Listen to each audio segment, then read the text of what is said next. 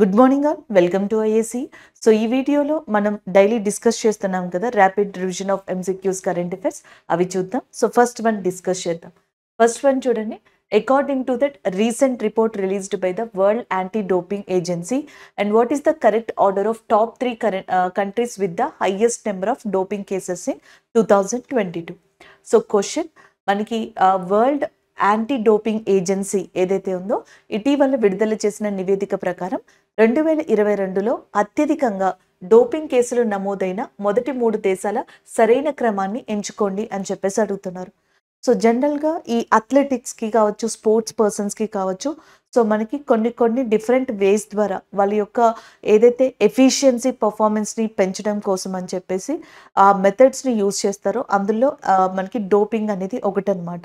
So వాళ్ళు ఆ doping సిస్టమ్ని తీసుకున్నారా లేదా, ఆ సిస్టంలోకి వెళ్ళారా లేదా అనేది టెస్ట్ చేయడానికే మనకి వరల్డ్ యాంటీ డోపింగ్ ఏజెన్సీ అనేది ఉంది.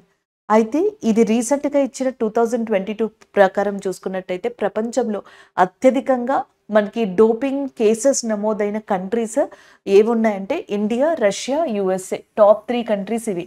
టాప్ 1 కంట్రీ ఇండియా ఉంది. ఇప్పుడు మనకి ఇండియా అండ్ రష్యా, యుఎస్ఏగా ఉన్నాయి. Option 1 is C is a correct answer అవుతుంది. ఇక్కడ ఆన్సర్ భారతదేశం, రష్యా, యుఎస్ఏ. సో దీనికి సంబంధించి ఒకసారి చూడండి. According to our report which is released by the world anti doping agency, India reported the highest number of doping cases in the world in 2022. 2022లో ప్రపంచం మొత్తంలోనే India ఎక్కువ doping కేసెస్ని ఈ organisation కింద నమోదు చేయడం జరిగిందనమాట, లేదా ఇండియాకి సంబంధించి నమోదయ్యాయి. Next one, among us the athletes tested of various countries like only Indian samples had over 100 positive results. So మన వాళ్ళలో టెస్ట్ చేసిన వాళ్ళు 100 మెంబర్స్కి పాజిటివ్ రిజల్ట్సే వచ్చాయంట. ఆఫ్టర్ ఇండియా అండ్ రష్యా 85తో ఉంది అండ్ యుఎస్ఏ 3rd ప్లేస్లో ఉందన్నమాట. సో అది ఇక్కడ మనకి చెప్పడం జరిగింది 84 పాజిటివ్ శాంపిల్స్తో. First India, second Russia, 3rd USA. ఈ డోపింగ్కి సంబంధించి యాంటీ డోపింగ్ ఏజెన్సీ ఇచ్చిన రిపోర్ట్లో ఇలా ఉన్నాయన్నమాట. సో ఈ ఏజెన్సీ అనేది 1999లో ఎస్టాబ్లిష్ చేయబడింది. అలాగే నెక్స్ట్ వచ్చేటప్పటికి ఇక్కడ మనం చూసుకున్నట్టయితే ఇది ఇంటర్నేషనల్ ఒలింపిక్ కమిటీ ఉంటుంది కదా, ఇంటర్నేషనల్ ఒలింపిక్ కమిటీ దీనికి ఫండింగ్ అనేది ఇవ్వడం జరుగుతుంది. దీని యొక్క హెడ్ క్వార్టర్స్ వచ్చేటప్పటికి మాంట్రియల్లో లొకేట్ అయి ఉంది. అండ్ ద నెక్స్ట్ వన్ చూడండి. ఫిబ్రవరి 2024లో ఈ ఏదైతే మనకి అథ్లెటిక్ ఇంటిగ్రిటీ యూనిట్ ఉందో అది ఒకటి, అలాగే next national anti doping agency ఏదైతే ఉందో అది ఒకటి, 2 అథ్లెట్స్ మీద మనకి ఏమంటారు సస్పెన్షన్ ఇవ్వడం జరిగింది అనమాట. మన ఇండియాకి సంబంధించి athletics integrity unit, national anti doping agency 2 కలిసి ఒకటి రచనా కుమారి, ఆ హ్యామర్ థ్రోవర్. సో మనకి హ్యామర్ని విసిరేది ఉంటుంది చూసారా, సో దానికి సంబంధించిన స్పోర్ట్స్లో వన్ ఆఫ్ ద పర్సన్ రచనా కుమారి. ఈమె ఇప్పటికే గతంలో ఒకసారి డోపింగ్కి సంబంధించిన రూల్స్ని క్రాస్ చేశారు. మళ్ళీ ఇప్పుడు రెండోసారి క్రాస్ చేసిన తర్వాత 12 years సస్పెన్షన్ అనేది ఆమె మీద వేయడం జరిగిందనమాట. అలాగే నెక్స్ట్ వచ్చేటప్పటికి క్వార్టర్ మైలర్ ఎవరైతే నిర్మల షియోరన్ ఉన్నారో ఆమె మీద కూడా మనకి 8 years వరకు సస్పెన్షన్ని విధించడం జరిగింది. సో ఈ పర్సన్ యొక్క నిర్మల గారి యొక్క ఎన్ని ఇయర్స్ సస్పెన్షన్ అయ్యేది అనేది ముఖ్యమే. రచనా కుమారి గారు ఎన్ని ఇయర్స్ సస్పెన్షన్లోకి ఉన్నారనేది కూడా ముఖ్యమే. అలాగే ఈ ర్యాంక్స్ ఏవైతే ఉన్నాయో ఇండియా, రష్యా, యుఎస్ఏకి సంబంధించి అది కూడా చాలా ఇంపార్టెంట్గా చెప్పచ్చు. ఇదే ఇక్కడ కరెంట్ అఫైర్. అలాగే మనం ఒక ఎంసీక్యూస్ని రీసెంట్గా చూసాం, అది కూడా చూద్దాం. ఇది తెలుగులో ఇచ్చారనమాట. సో డోపింగ్ కేసులు ఎన్ని నమోదయ్యాయి, సో అలాగే ఈ యాంటీ డోపింగ్ ఏజెన్సీకి ఏది ఫండింగ్ ఇస్తుంది, హెడ్ క్వార్టర్స్ ఎక్కడుంది, ఇండియాకి సంబంధించి నేషనల్ యాంటీ డోపింగ్ ఏజెన్సీ ఉంది కదా, సో అది మనకి ఎవరిని ఇండియాలో సస్పెండ్ చేసింది 12 years పాటు, 8 years పాటు అని ఇచ్చారు. అలాగే మనం ఒక రీసెంట్గా కరెంట్ అఫైర్ చెప్పుకున్నప్పుడు కెనాబిస్ ఏదైతే గంజాయి ఉంటుందో, సో గంజాయిని ఇప్పటికీ యూరప్లో ఫస్ట్ కంట్రీ ఏది మనకి మాల్టా. సో మాల్టా అనే కంట్రీ యాక్సెప్ట్ చేసింది, లీగల్గా తీసుకొచ్చింది కొంతవరకు. దాని తర్వాత నెక్స్ట్ లగ్జంబర్గ్ అనే కంట్రీ కూడా తీసుకురావడం జరిగింది. ఈ 2 కంట్రీస్ తీసుకొచ్చాయి. ఇప్పుడు 3rd కంట్రీ ఏదైతే ఈ కెనాబీ లేదా గంజాయిని కొంతవరకు లీగలైజ్డ్ చేసిన యూరోపియన్ కంట్రీగా ఉంది అంటే that is Germany. Germany legalised that కెనాబీస్గా చెప్పొచ్చు అనమాట, రీసెంట్గా జరిగింది. సో దానికి సంబంధించి మనం డిస్కస్ చేసుకోవడం కూడా జరిగింది. అండ్ వీటికి సంబంధించి మనకి ఇంకొక ఉంది 2013లో అనుకుంటా. ఉరుగ్వే అనే కంట్రీ కంప్లీట్గా ఈ కెనాబీ యొక్క గంజాయి వాడకం కానీ లేకపోతే గంజాయి ప్రొడక్షన్ కానీ ఎక్స్పోర్ట్ కానీ ఇవన్నిటినీ కూడా కంప్లీట్గా లీగలైజ్ చేసేసింది అదైతే. అండ్ ఏషియాకి సంబంధించి అయితే థాయిలాండ్ కొంతవరకు మెడికల్ పర్పస్ కోసం అని చెప్పేసి, మెడిసిన్ పర్పస్ కోసం అని చెప్పేసి ఈ కెనాబిస్ లేదా గంజాయి వాడకం ఏదైతే ఉందో పెంచడం లాంటివి అంటాం కదా, కొంతవరకు మనకి లీగలైజ్ చేసి తీసుకొచ్చిన ఫస్ట్ ఏషియన్ కంట్రీగా కూడా చెప్పొచ్చు. సో ఇది దానికి కోరిలేటెడ్గా ఒక కరెంట్ అఫైర్గా మళ్ళీ రివైజ్ చేసుకోండి, మీకు ఇది కూడా గుర్తుంటుంది. సో నెక్స్ట్ కరెంట్ అఫైర్ చూద్దాం. సో నెక్స్ట్ ఎంసీక్యూ చూడండి. Recently national security adviser of India Ajit Doval has lead the Indian delegation at the 19th annual meeting of the Secretariats of the Security Council of Shanghai Cooperation Organization. This meeting held at అని చెప్పేసి అడుగుతున్నారు అనమాట. So రీసెంట్గా మనకి ఏదైతే Shanghai Cooperation organisation ఉందో దానికి సంబంధించిన భద్రతా మండలి కార్యదర్శుల 19వ వార్షిక సమావేశంలో భారత ప్రతినిధి బృందానికి సంబంధించి మన జాతీయ భద్రతా సలహాదారు ఎవరైతే అజిత్ దోవల్ ఉన్నారో ఆయన మనకి పార్టిసిపేట్ చేయడం జరిగిందనమాట. అండ్ నాయకత్వం వహించడం కూడా జరిగింది. ఈ సమిట్ని ఆయనే లీడ్ చేశారనమాట ఈ మీటింగ్ని. అయితే ఇది ఎక్కడ జరిగింది అని అడుగుతున్నారు. Like Abu Dhabi in UAE and Baku Azerbaijan, Astana Kazakhstan, Rome in Italy. Shanghai Cooperation Organisation SCO యొక్క 2023 సమిట్ అనేది ఎక్కడ జరిగింది? ఇండియాలో జరిగింది. సో ఆ టైంలో వారణాసి లేదా కాశీని cultural city of Shanghai Cooperation ఆర్గనైజేషన్గా సెలెక్ట్ చేసుకున్నారు. అంతేకాకుండా ఇదే షాంఘై కోఆపరేషన్ ఆర్గనైజేషన్ వేదికగా ఇరాన్ని న్యూ మెంబర్గా కూడా ప్రకటించారనమాట. సో 2024లో షాంఘై కోఆపరేషన్ ఆర్గనైజేషన్ యొక్క సమిట్ అనేది ఎక్కడ కండక్ట్ చేస్తున్నారు? కజకిస్తాన్లో. సో ఈ కజకిస్తాన్లోనే ఇప్పుడు మనకి ఆస్తానా అనే ప్రదేశంలో ఈ ఏదైతే SCOకి సంబంధించిన కంట్రీస్ ఉంటాయో ఆ కంట్రీస్కి సంబంధించిన సెక్యూరిటీ కౌన్సిల్కి సంబంధించిన మీటింగ్ జరిగితే దాంట్లో ఇండియాకి సంబంధించి అజిత్ దోవల్ గారు మనకి రిప్రజెంట్ చేశారు. అంతేకాకుండా ఆ సమిట్ని లీడ్ చేశారు కూడా. సో ఆప్షన్ బి అనేది కరెక్ట్ ఆన్సర్ అవుతుంది. G7 summit. G7 2023లో మనకి ఎక్కడ జరిగింది అంటే జపాన్లోని హిరోషిమా ప్రాంతం దగ్గర జరిగిందనమాట. ఈ G7 సమిట్ 2024లో ఎక్కడ జరగబోతుంది అంటే ఇటలీ, రోమ్లో జరగబోతుంది. అలాగే next one conference of party summit 29 అనేది 2024లో మనకి అజర్బైజాన్లోని బాకులో జరగబోతుంది. 2023లో COP28 సమావేశం అనేది మనకి అబుదాబి కేంద్రంగా దుబాయ్లో UAEలో జరిగిందనమాట. సో అట్లా వీటిని చూసుకోవచ్చు. ఇక్కడ ఆప్షన్ బి ఏదైతే ఉందో అదే మనకి కరెక్ట్ ఆన్సర్ అవుతుంది. ఆస్తానా ఇన్ కజకిస్తాన్గా చెప్పచ్చు. అలాగే షాంఘై కోఆపరేషన్ ఆర్గనైజేషన్కి సంబంధించిన ఇన్ఫర్మేషన్ చూడండి. The 19th annual meeting of the Secretariat of the Security Council of Shanghai Cooperation Organization member state was held in Astana, Kazakhstan from 2nd to the 3rd April 2024. The Indian delegation was led by the National Security Advisor Ajit Doval. And the next point, Shanghai Cooperation Organization established in June 15th, 2001. 2001వ సంవత్సరంలో SCO అనేది 5 సభ్యుల చేత ఏర్పాటు చేయబడింది. ఆ 5 మెంబర్స్లో China, Russia, Kazakhstan, Tajikistan, Uzbekistan ఉన్నాయి. దాని తర్వాత కిర్గిస్తాన్ లాంటి కంట్రీస్ కూడా యాడ్ అయ్యాయి. సో ఈ కంట్రీకి సంబంధించిన యానిమల్గా, నేషనల్ యానిమల్గా స్నో లెపర్డ్, మంచు చిరుతపులి అనే దాన్ని కూడా రీసెంట్గా ప్రకటించారనమాట. ఇండియాలో స్నో లెపర్డ్స్ ఎక్కువగా ఉన్న ప్రదేశం లడాఖ్గా చెప్పొచ్చు. The next one, Shanghai Cooperation ఆర్గనైజేషన్లో 9 మెంబర్స్ ఉంటారు. అందులో China, Russia, Tajikistan, Kazakhstan, Uzbekistan, కిర్గిస్తాన్తో పాటుగా 2017లో ఇండియా, పాకిస్తాన్ కూడా జాయిన్ అయ్యాయి. దాంతో మనకి ఈ 5 కాస్త 6, 6 కాస్త 8 అయినాయి. సో ఇప్పుడు 9th మెంబర్ ఆఫ్ SCO కింద ఏది జాయిన్ అయిందంటే ఇరాన్ క్యాపిటల్ మీకు ఆల్రెడీ తెలుసు, టెహ్రాన్గా చెప్తాం. Iran is not only member of SCO, Iran is also member of బ్రిక్స్గా చెప్పొచ్చు. బ్రిక్స్లో కూడా కొత్త సభ్య దేశంగా జాయిన్ అయింది ఏది అంటే ఇరాన్గా చెప్పడం జరుగుతుంది. అలాగే బ్రిక్స్ యొక్క సమావేశం 2024లో ఎక్కడ జరగబోతుంది అంటే రష్యాలో జరగబోతుంది. అలాగే నెక్స్ట్ ఈ షాంఘై కోఆపరేషన్ ఆర్గనైజేషన్ యొక్క హెడ్ క్వార్టర్స్ అనేది బీజింగ్ ఇన్ చైనాలో లొకేట్ అయి ఉందన్నమాట.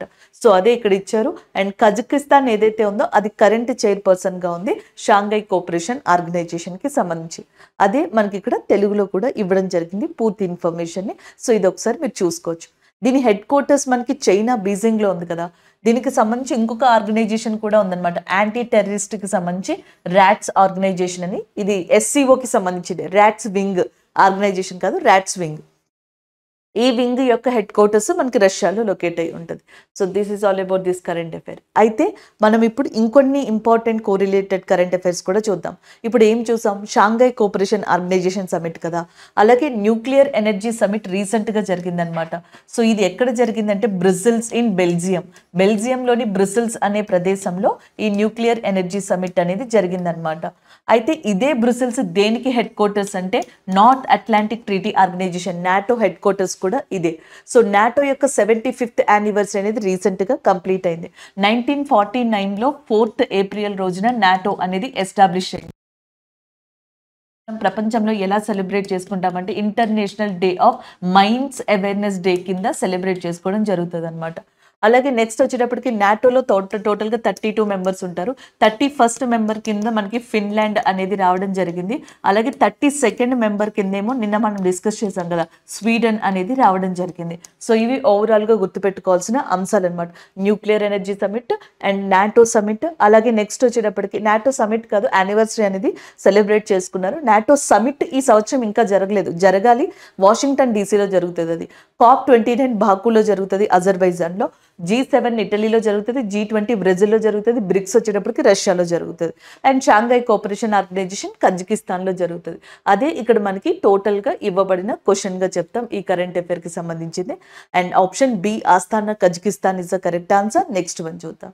సో నెక్స్ట్ క్వశ్చన్ చూడండి. ఇటీవల ఆఫ్రికన్ దేశం జింబాబ్వే దేశంలో కరువు కారణంగా అత్యవసర పరిస్థితిని ప్రకటించింది. ఈ కరువు ఏ వాతావరణ ప్రభావం వల్ల ఏర్పడుతుంది అని అడుగుతున్నారు.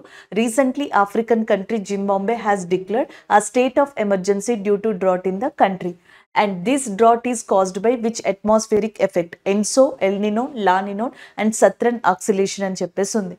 సో జనరల్గా మనకి ఈ పసిఫిక్ ఓషన్ ఉంటుంది చూసారా, పసిఫిక్ ఓషన్ లేదా పసిఫిక్ మహాసముద్రం, దీన్ని రింగ్ ఆఫ్ ఫైర్ అని కూడా పిలుస్తారు. And one more, and we have a Indian ocean, Hindu మహాసముద్రం. ఈ ఓషన్స్కి సంబంధించిన సర్ఫేస్ టెంపరేచర్ ఏదైతే ఉంటుందో, ఎయిర్ ప్రెషర్ ఏదైతే ఉంటుందో, మనకి ఎయిర్ ప్రెషర్ అలాగే సర్ఫేస్ టెంపరేచర్ ఇవన్నీ కూడా ఉష్ణోగ్రత పీడనంలో మార్పులు రావడం వల్ల సో మనకి ఇండియాకి వచ్చే మాన్సూన్స్ డిలే అవ్వడం కానీ, మిగతా చోట్ల వర్షాల మీద ప్రభావాలు కానీ ఇవన్నీ పడుతూ ఉంటాయి. ఈ రెండింటి దగ్గర ఉన్న టెంపరేచర్ అండ్ ప్రెషర్ ఏదైతే ఉంటుందో ఆ షిఫ్ట్ చేంజ్ అవ్వడం వల్ల లేదా షిఫ్టింగ్ వల్ల సో ఒక్కొక్కసారి కరువు లాంటి సిచ్యువేషన్స్ కొన్ని కంట్రీలో ఏర్పడతాయి. లైక్ ఇండియా డ్రాట్ లాంటి సిచ్యువేషన్స్ ఏర్పడడం జరుగుతుంది. సో దాన్ని ఎల్నినోన్ అంటాం. ఒకవేళ ఫ్లడ్స్ లాంటి సిచ్యువేషన్స్, వరదలు లాంటివి వస్తే దానిని లానినోన్ అని చెప్పేసి అంటాం. సో ఈ టెంపరేచర్ అనేది షిఫ్ట్ అవుతుంది, ప్రెషర్ షిఫ్ట్ అవుతుంది అని చెప్పాం కదా, దానిని సదరన్ ఆక్సిలేషన్ అంటాం. ఆ షిఫ్ట్ అయినప్పుడు ఎల్నినోన్ వచ్చింది అనుకోండి, దాన్ని ఎన్సో అని చెప్పేసి పిలుస్తాం. సో ఇలాగ డిఫరెంట్గా ఉంటాయి. ఎన్సో, నెక్స్ట్ ఎన్సో న్యూట్రల్, ఎన్సో హై, ఇట్లా డిఫరెంట్ టైప్స్లో ఉంటాయి. ఇలాగ ఫినామినా అనేది ఉంటుంది. ఇప్పుడు ఏమంటున్నారు, ఆఫ్రికన్ దేశమైన జింబాబ్వే ఏదైతే ఉంటుందో అక్కడ కొంత కరువు అనేది వచ్చింది. ఈ 4లో ఏది ఆ ఫినామినాకి కారణం అని చెప్పేసి అడుగుతున్నారు, ఆ డ్రాట్కి. సో ఆన్సర్ వచ్చేటప్పటికి El Nino is a correct answer. Option C అనేది కరెక్ట్ ఆన్సర్ అవుతుంది. సో దానికి సంబంధించిన ఇన్ఫర్మేషన్ కూడా ఉంది చూడండి. Zimbabwe along with the Zambia and Malawi has declared a state of disaster due to severe drought sweeping across southern Africa. And president Emerson ఎవరైతే ఉన్నారో El Nino induced drought causing below normal rainfall affecting over 80% of the country అని చెప్పడం జరిగింది. El Nino is a natural recurring weather phenomena involving the warming of the sea surface in parts of the Pacific Ocean. It has impacts the global weather including causing below average rainfall in southern Africa. నేను already చెప్పాను కదా మీకు, ఎల్నినోన్ వస్తే కరువు లాంటివి వస్తాయి, ఎందుకంటే టెంపరేచర్లో మార్పులు, ప్రెషర్లో మార్పులు ఇవన్నీ జరుగుతాయి. లానినోన్ ఫ్లడ్స్ వస్తాయి, అది మన కంట్రీకైనా ఆఫ్రికాలో ఉన్న కొన్ని కంట్రీలకైనా. ఇప్పుడు ఎల్నినోన్ సిచ్యువేషన్ ఉంది, అందుకే ఆఫ్రికాలోని ఏవైతే ఎస్పెషల్లీ సౌత్ ఆఫ్రికాలోని ఏవైతే కొన్ని కంట్రీస్ ఉన్నాయో సో ఆ కంట్రీస్లో ఇప్పుడు మనకి చాలా తక్కువ వర్షపాతం, లో రెయిన్ఫాల్ రావడం వల్ల డ్రాట్ సిచ్యువేషన్, కరువు సిచ్యువేషన్ అనేది రావడం జరిగిందనమాట. సో మనకి దీన్ని ఎవరు చెప్పారు అంటే రీసెంట్గా ఆ కంట్రీ యొక్క ప్రెసిడెంట్ అయిన ఎమర్సన్ నాంగాగ్వా ఎవరైతే ఉన్నారో నాంగాగ్వా, సో ఆయన చెప్పడం జరిగిందనమాట. దానికి సంబంధించిందిగా చెప్పొచ్చు ఇక్కడ. అండ్ నెక్స్ట్ మనకి ఇంకొంత ఇన్ఫర్మేషన్ ఇక్కడ ఒకసారి చూద్దాం. జుడిత్ ఎవరైతే ఉన్నారో జుడిత్ సుమినోవా అనే పర్సన్ రీసెంట్గా డెమోక్రటిక్ రిపబ్లిక్ కాంగోకి సంబంధించి అండ్ ఫస్ట్ ఫీమేల్ ప్రైమ్ మినిస్టర్గా రావడం జరిగిందనమాట జుడిత్ సుమినోవా అనే పర్సన్. అండ్ నెక్స్ట్ వన్ చూడండి, టాంజానియా ప్రెసిడెంట్గా ఫస్ట్ ఫీమేల్ ప్రెసిడెంట్గా సమియా సులుహు హసన్ అనే పర్సన్ అపాయింట్ అయ్యారు. సెనెగల్కి సంబంధించిన కంట్రీగా రీసెంట్గా డియోమయే ఫైజే అనే పర్సన్ మనకి అపాయింట్ అవ్వడం జరిగింది. సో ఇవన్నీ recent appointment, Senegal country and Tanzania and as well as next వచ్చేటప్పటికి ఇది డెమోక్రటిక్ రిపబ్లిక్ ఆఫ్ కాంగోగా చెప్పొచ్చు. ఇవి రీసెంట్ అపాయింట్మెంట్స్. సో ఆల్రెడీ అక్కడ ఆఫ్రికా వచ్చింది కాబట్టి ఒకసారి ఇవి కూడా మీకు డిస్కస్ చేయడం జరిగింది. సో నెక్స్ట్ వన్ చూడండి, యాష్డోడ్ ఓడరేవు ఇటీవల వార్తల్లో కనిపించింది. ఇది ఏ దేశంలో ఉంది అని చెప్పేసి అడుగుతున్నారు. Ashdod port is recently seen in news located in which country అని, Israel, Indonesia, Iraq and Iran. So answer వచ్చినప్పటికీ Israel is a correct answer. Option D ఏదైతే ఉందో అది కరెక్ట్ ఆన్సర్ అవుతుంది.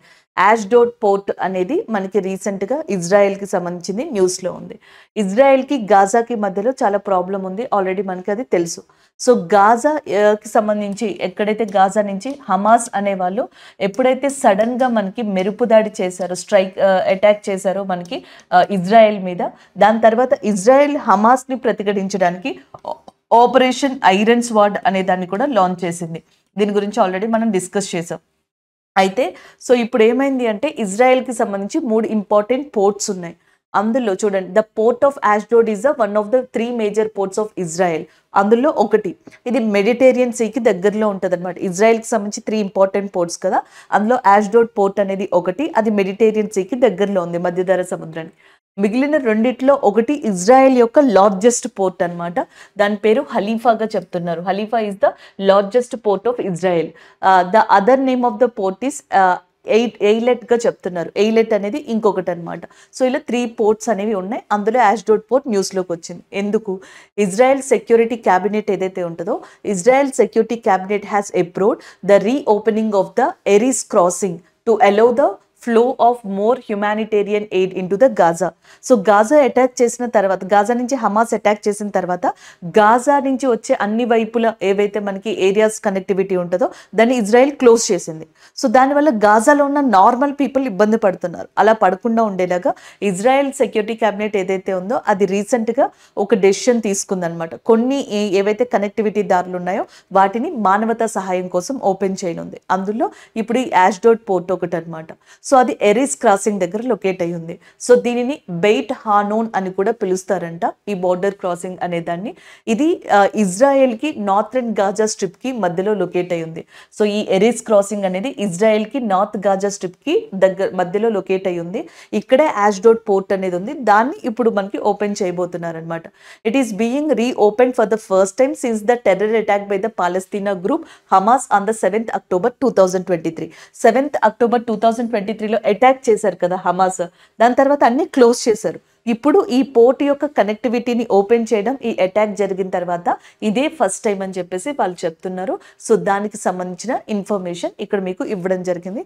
సేమ్ అదే ఇక్కడ తెలుగులో ఇచ్చారు, ఒకసారి మీరు చూసుకోవచ్చు. అలాగే ఇజ్రాయెల్ యొక్క ప్రైమ్ మినిస్టర్గా బెంజమిన్ నెతాన్యూ ఉన్నారు, అది ఒకటి మనకి ఇంపార్టెంట్ అండి. అలాగే నెక్స్ట్ వన్ వచ్చేటప్పటికి రీసెంట్గా మనకి వరల్డ్ రిస్క్ ఇండెక్స్ అని చెప్పేసి ఒకటి వచ్చిందనమాట. వరల్డ్ రిస్క్ ఇండెక్స్ అంటే ప్రకృతి వైపరీత్యాలు, డిజాస్టర్స్కి సంబంధించి లైక్ ఫ్లడ్స్ కావచ్చు, లేకపోతే అర్త్క్వేక్స్ కావచ్చు, లేకపోతే డ్రాట్స్ కావచ్చు, ఇవన్నీ కూడా వీటికి సంబంధించి వరల్డ్ రిస్క్ ఇండెక్స్ 2023 అనేది రిలీజ్ అయింది లాస్ట్ ఇయర్. దాంట్లో ద వర్స్ట్ కంట్రీ అంటే ఎక్కువ రిస్క్లని ఎఫెక్ట్ అయిన కంట్రీ ఏది అంటే ఫిలిప్పీన్స్ అంట first country. And the next second country వచ్చేటప్పటికి ఇండోనేషియా అంట. అండ్ థర్డ్ కంట్రీ వచ్చేటప్పటికి ఇండియా అంట.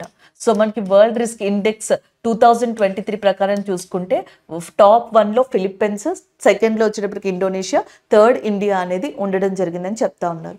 నెక్స్ట్ వన్, ఇరాన్కి సంబంధించి one of the important port ఉందన్నమాట, చాబార్ పోర్ట్ అని చెప్పేసి అంటాం. ఒకప్పుడు ఈ పోర్ట్ చాలా సెన్సేషన్ అయింది ఇండియాకి ఇరాన్కి మధ్యలో.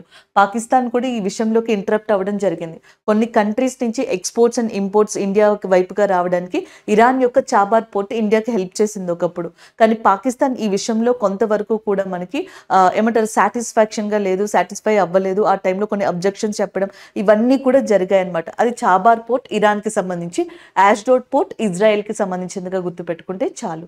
సో అలాగే ఒక కరెంట్ అఫైర్ రివిజన్ ఏంటంటే ఇరాక్లో కూడా పర్షియన్ లాంగ్వేజ్ని మాట్లాడతారు కదా, ఈ పర్షియన్ లాంగ్వేజ్ని మన క్లాసికల్ లాంగ్వేజెస్లో యాడ్ చేస్తామని external affairs minister Subrahmanyam Jaishankar గారు చెప్పారు. క్లాసికల్ లాంగ్వేజెస్ 6 ఉంటాయని, అందులో సాంస్క్రిట్ ఒకటని, ఆ సాంస్క్రిట్ని ప్రమోట్ చేస్తాము ఎడ్యుకేషన్ పరంగా రీసెర్చ్ పరంగాని. ఇండియాతో రీసెంట్గా టైఅప్ అయిన కంట్రీ ఏది అంటే నేపాల్గా చెప్పడం జరుగుతుంది. నేపాల్ యొక్క క్యాపిటల్ వచ్చేటప్పటికి కాఠ్మాండు, అండ్ ఇది ఇంకొక ఇంపార్టెంట్ క్వశ్చన్గా గుర్తుపెట్టుకోవచ్చు. This is all about this current affair. Next one చూడండి. తాజా ఫైడ్ రేటింగ్ జాబితా ఏప్రిల్ 2024లో చెస్ ఆటగాడు అర్జున్ భారతదేశపు కొత్త నెంబర్ 1 చెస్ ప్లేయర్గా అవతరించాడు మరియు మాజీ ప్రపంచ ఛాంపియన్ మ్యాగ్నస్ కార్ల్సన్ ర్యాంకింగ్లో అగ్రస్థానంలో ఉన్నాడు. ఫైట్ రేటింగ్ జాబితాలో అర్జున్ గ్లోబల్ ర్యాంక్ ఎంత అని చెప్పేసి అడుగుతున్నారు. So in the latest FIDE ranking list April 2024, chess player Arjun emerged as India's new number 1 chess player and former world champion Magnus Carlsen topped the ranking. And what is the global rank of Arjun in FIDE rating list అని చెప్పేసి ఇచ్చారనమాట. So ఇది international chess ఫెడరేషన్కి సంబంధించిన ర్యాంకింగ్లో టాప్లో ఇప్పుడు మనకి Magnus Carlsen ఉన్నారు టాప్లో. అండ్ ఇండియాకి సంబంధించిన ఎవరైతే అర్జున్ ఉన్నారో ఈయన వచ్చేటప్పటికి 9th ర్యాంక్లో ఉన్నారు. ఆప్షన్ బి అనేది కరెక్ట్ ఆన్సర్ అవుతుంది. 9th ర్యాంక్లో ఉన్నారు ప్రపంచం మొత్తంలో ఫైట్ ర్యాంకింగ్లో చూసుకుంటే. అలాగే నెక్స్ట్ వచ్చేటప్పటికి మనకి Viswanath Anand, the legendary person in India in చెస్గా చెప్పొచ్చు. సో మనకి విశ్వనాథ్ ఆనంద్ గారు ఎవరైతే ఉన్నారో ఈయన ర్యాంక్ వచ్చేటప్పటికి మనకి ఏ ర్యాంక్లో ఉంది అంటే 11th ర్యాంక్లో ఉంది. విశ్వనాథ్ ఆనంద్ గారి యొక్క ర్యాంక్ 11th, అర్జున్ గారి యొక్క ర్యాంక్ 9th. ఇది వరకు ఇండియాలో top most person fight ranking ప్రకారం కూడా ఇండియాలో విశ్వనాథ్ ఆనంద్ గారు. సో ఈయనని సప్రెస్ చేసి ఇండియాలో టాప్ పర్సన్గా అర్జున్ గారు ఉన్నారు అండ్ ప్రపంచంలో 9th ర్యాంక్లో ఉన్నారు. ఫస్ట్ ర్యాంక్లో మాగ్నస్ కార్ల్సన్ ఉన్నారు. అది ఇక్కడ వెళ్ళి చెప్పాలనుకుంటుంది.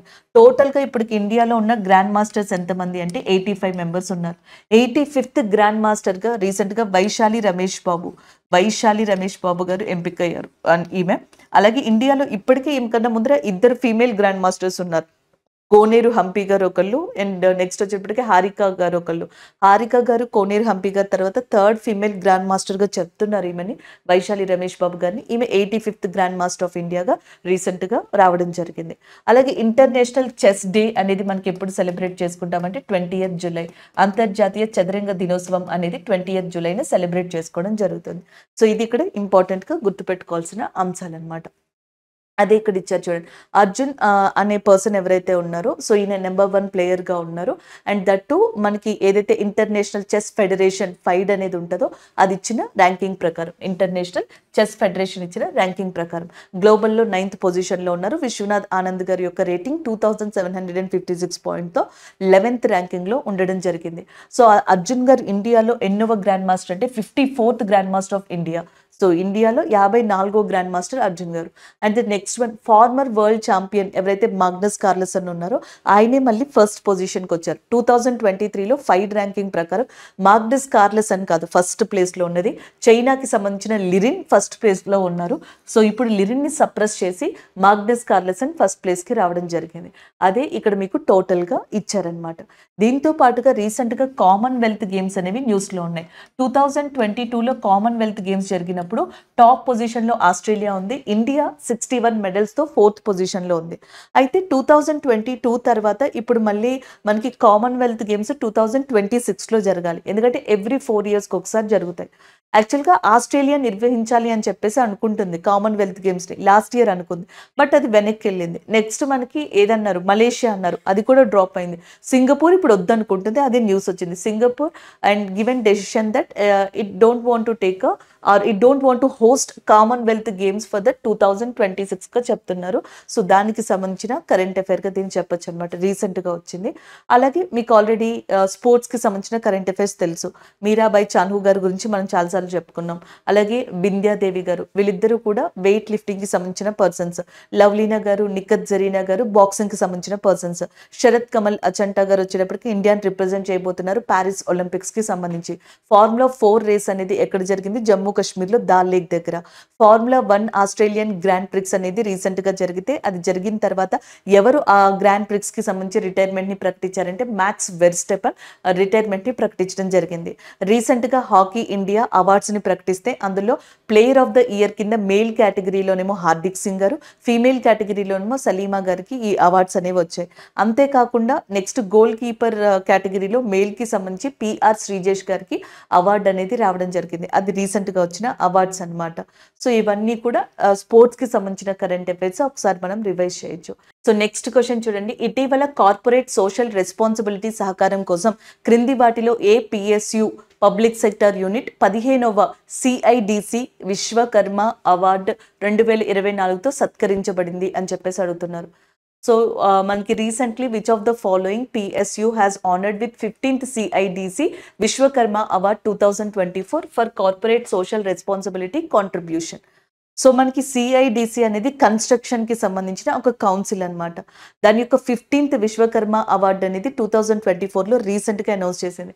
అది ఆయిల్ ఇండియాకి వచ్చిందా, గ్రిడ్ ఇండియాకి వచ్చిందా, రైట్స్ లిమిటెడ్కి వచ్చిందా, సట్లెజ్ జల్ విద్యుత్ నిగమ్కి వచ్చిందా అని అడుగుతున్నారు.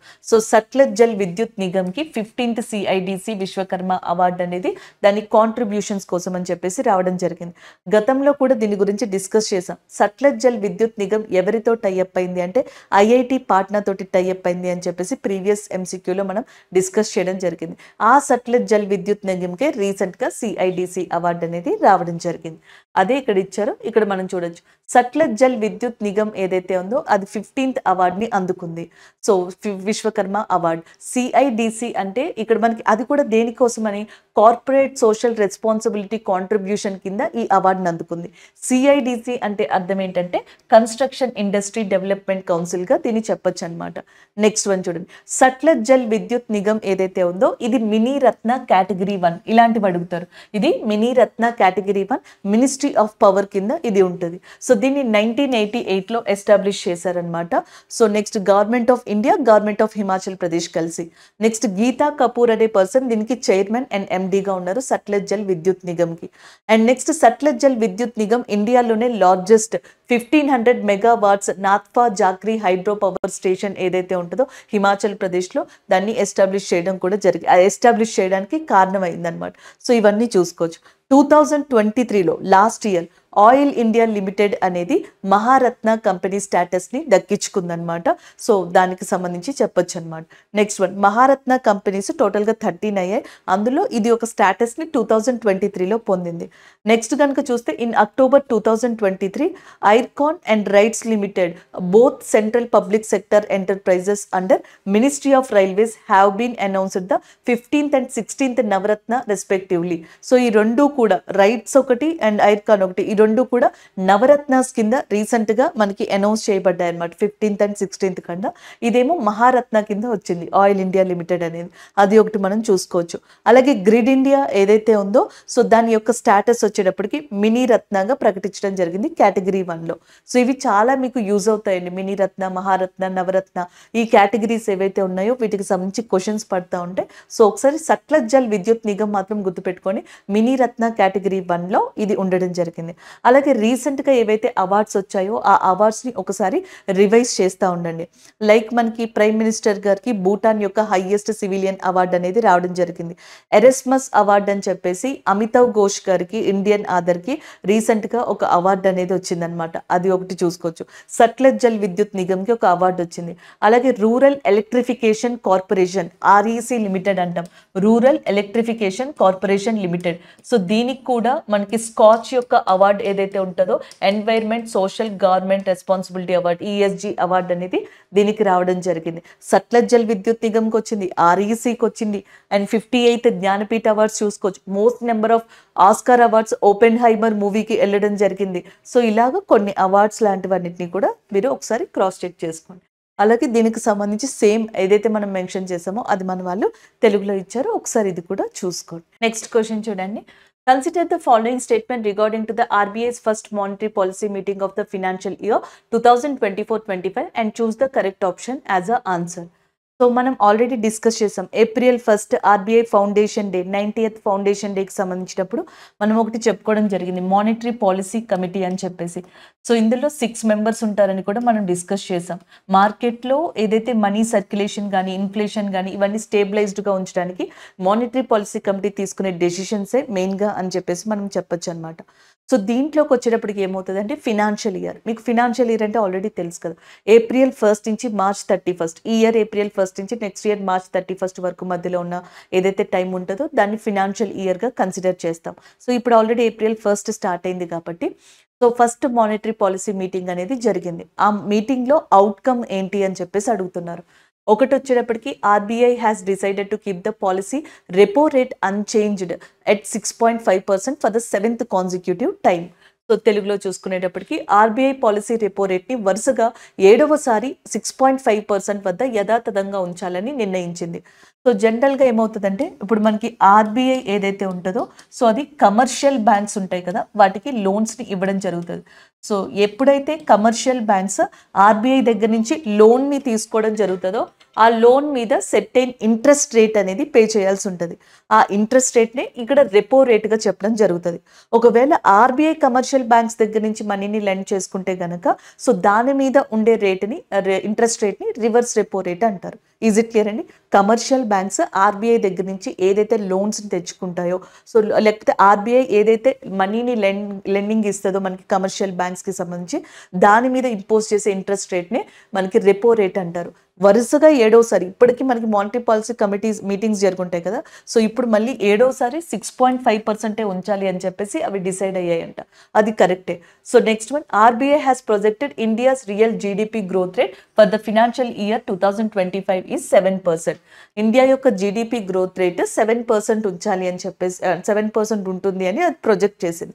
అది కూడా కరెక్టే. Next one RBI forecasted CPI inflation for financial year 2025 at 4.5%. So ఇది కూడా కరెక్టే. All of the above is correct answer. Option D అనేది కరెక్ట్ ఆన్సర్ అవుతుంది. ఆర్‌బీఐలో ఎంపీసీలో ఈ 6 మెంబర్స్ ఎవరుంటారు? ఒకళ్ళు ఆర్‌బీఐ గవర్నర్ శక్తికాంత్ దాస్ గారు వన్ ఆఫ్ ద మెంబర్‌గా ఉంటారు ఈయన. అలాగే డిప్యూటీ గవర్నర్స్ ఉన్నారు కదా! అందులో ఒకళ్ళు మైకేల్ డి పాత్ర గారు. సో ఆయన కూడా one of the member of MPC కమిటీగా ఉంటారు. మైకేల్ డి పాత్ర, ఎండి పాత్రగా చెప్పొచ్చు అనమాట. ఈయన. అలాగే నెక్స్ట్ వచ్చేటప్పటికి మనకి రాజీవ్ రంజన్ గారు. ఈయన executive director, one of the executive director మనకి ఆర్‌బీఐకి సంబంధించి ఈ పర్సన్ ఉంటారు.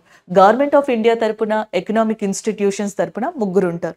ఒకళ్ళు శశాంక్ గారు, ఇంకొకళ్ళు ఆషిమా గోయల్ గారు అండ్ ఇంకొకళ్ళు వచ్చేటప్పటికి జయంత్ గారు. సో టోటల్‌గా 6 మెంబర్స్ ఎంపీసీ కమిటీలో సభ్యులుగా ఉంటారనమాట. అదే దీనికి సంబంధించిందిగా చెప్పొచ్చు. ఇక్కడ మన వాళ్ళు ఇచ్చారు. RBI governor Shaktikant Das financial year 2025 మొదటి ద్రవ్య విధానాన్ని ప్రకటించారు. గవర్నర్ నేతృత్వంలో 6 సభ్యులు ఎంపీసీ ఆర్‌బీఐ కీలక పాలసీ రెపో రేట్‌ను వరుసగా 7వసారి 6.5% వద్ద యథాతథంగా ఉంచాలని నిర్ణయించింది. ఫినాన్షియల్ ఇయర్ 2025 కొరకు భారతదేశ వాస్తవ జీడీపీ వృద్ధి రేటు 7% ఆర్‌బీఐ అంచనా వేసింది. ఫినాన్షియల్ ఇయర్ 2025 కోసం సిపిఐ ద్రవ్యోల్బణం 4.5%గా అంచనా వేయబడింది. This is all of the above are correct answers. Next one చూద్దాం. సో నెక్స్ట్ వన్ చూడండి. Recently Indian army has inducted and Akash తీర్ air command and control system into air defence corps and of the Indian Army to strengthen the air defense security. Akash Tir air defense security system is developed by. ఇక్కడ question వచ్చేటప్పటికి ఇటీవల భారత వైమానిక రక్షణ భద్రతను బలోపేతం చేయడానికి భారత సైన్యం యొక్క ఎయిర్ డిఫెన్స్ క్రాప్లలో ఆకాష్ తీర్ ఎయిర్ కమాండ్ మరియు కంట్రోల్ సిస్టమ్ అనే దాన్ని ఏర్పరిచారు. అయితే ఈ సిస్టమ్ని ఎవరి ద్వారా అభివృద్ధి చేశారు? Like electronic corporation of India limited, Bharat electronics limited, రక్షణ పరిశోధన అభివృద్ధి సంస్థ, హిందుస్థాన్ ఏరోనాటిక్ లిమిటెడ్ అని చెప్పేసి ఉంది. So defence research organization DRDO రీసెంట్గా మనకి అగ్ని ప్రైమ్ మిసైల్ అనే దాన్ని ఒడిస్సాలోని అబ్దుల్ కలాం ఐలాండ్ నుంచి సక్సెస్ఫుల్గా మనకి పరీక్షించడం జరిగింది. భారత్ ఎలక్ట్రానిక్స్ లిమిటెడ్ ఏదైతే ఉందో రీసెంట్గా మనకి ఇది ఇండియన్ యొక్క ఎయిర్ ఫోర్స్కి సంబంధించి ఆకాష్ తీర్ ఎయిర్ కమాండ్ మరియు కంట్రోల్ సిస్టమ్ అనే దాన్ని ఇవ్వడం జరిగింది అనమాట. ఇది డెవలప్ చేయడం జరిగింది. Option B is the correct answer. Indian Air Force Day అనేది ఎవ్రీ ఇయర్ మనం ఎప్పుడు సెలబ్రేట్ చేసుకుంటామంటే October 8న సెలబ్రేట్ చేసుకోవడం జరుగుతుంది. ఇండియన్ ఎయిర్ ఫోర్స్కి సంబంధించి మనకి చీఫ్ ఎయిర్ మార్షల్గా విఆర్ చౌదరి గారు ఉండడం జరిగింది. So option B is the correct answer. Indian Electronics Limited. అలాగే దానికి సంబంధించిన ఇన్ఫర్మేషన్ మన వాళ్ళు ఇక్కడ ఇవ్వడం జరిగింది. అది మీరు చూసుకోవచ్చు అనమాట.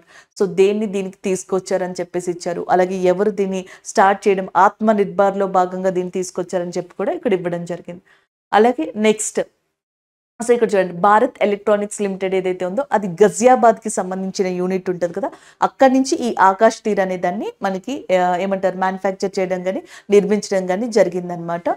సో ఈ ప్రాజెక్ట్ ఏంటంటే ఏదైతే ఎయిర్ ఫోర్స్ ఉంటుందో దానికి సంబంధించి మనకి సెక్యూరిటీని భద్రత చేయడానికి ఇంకా స్ట్రాంగ్ చేయడానికి ఇది యూస్ఫుల్ అవుతుందని చెప్పేసి చెప్పడం జరుగుతుంది.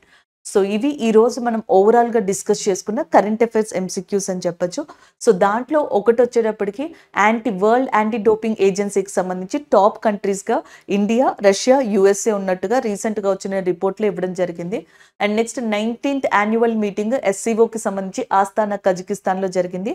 ఆ సెక్యూరిటీ కౌన్సిల్ మీటింగ్కి హెడ్గా లేదా లీడ్ చేసింది మన ఇండియాకి సంబంధించిన అజిత్ దోవల్ గారు అనమాట. దానికి సంబంధించింది జింబాబ్వే అనేది రీసెంట్గా ఎల్నినోన్ వల్ల కరువు అనే దాన్ని ఎక్స్పీరియన్స్ చేస్తుంది. Zimbabwe declared a state of emergency due to El Nino drought అని చెప్పేసి అంటున్నారు.